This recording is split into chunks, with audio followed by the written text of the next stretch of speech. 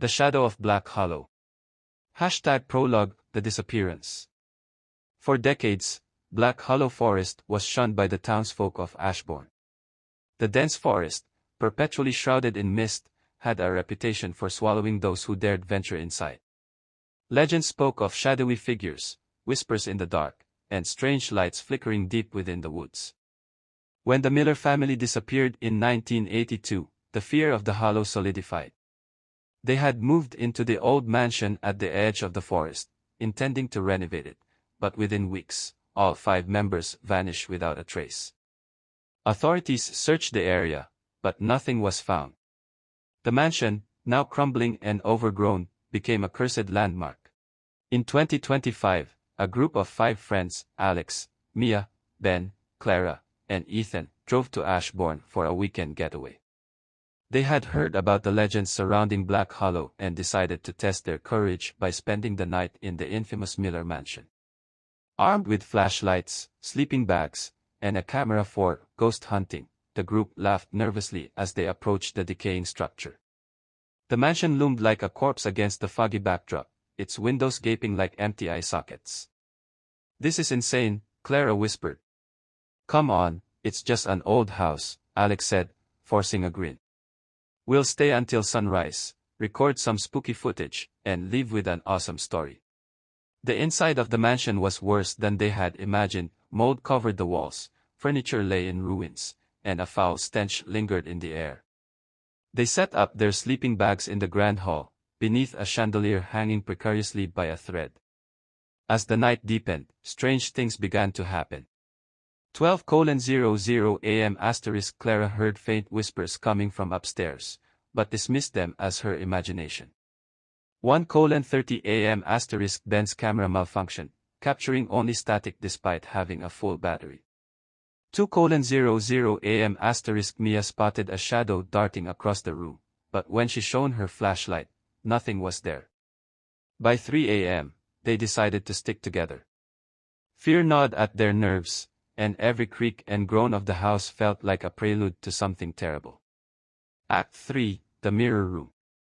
While exploring the upper floor, they stumbled upon a locked door. Ben, ever the thrill-seeker, forced it open to reveal a room lined with tall, antique mirrors.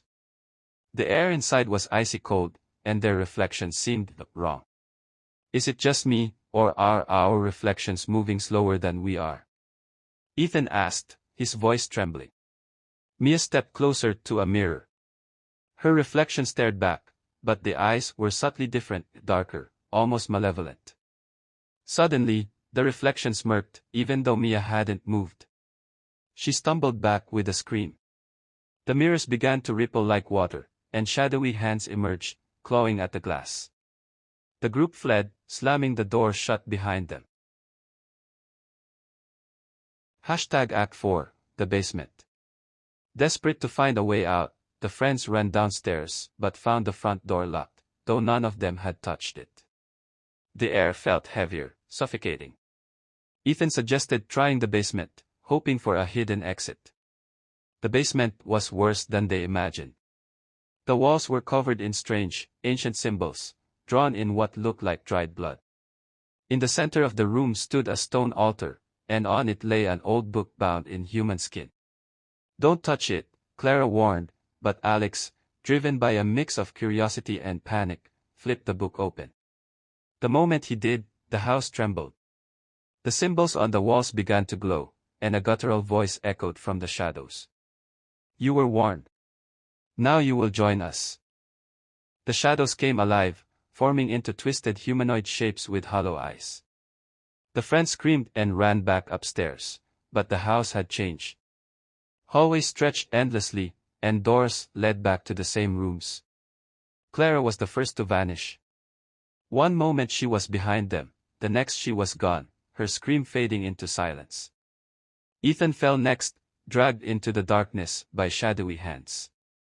The remaining 3 stumbled into the grand hall, where the chandelier crashed down, narrowly missing them.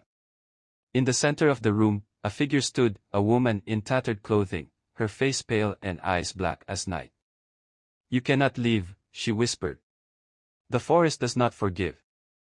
Hashtag Act 6, they escape. Alex, Mia, and Ben made a desperate dash for the kitchen, where they found a rusted back door. As they forced it open, the shadows pursued, shrieking in rage. They ran into the forest, the trees seeming to close in around them. Ben tripped and fell. When Alex and Mia turned to help, he was already being dragged into the fog, his screams echoing through the hollow.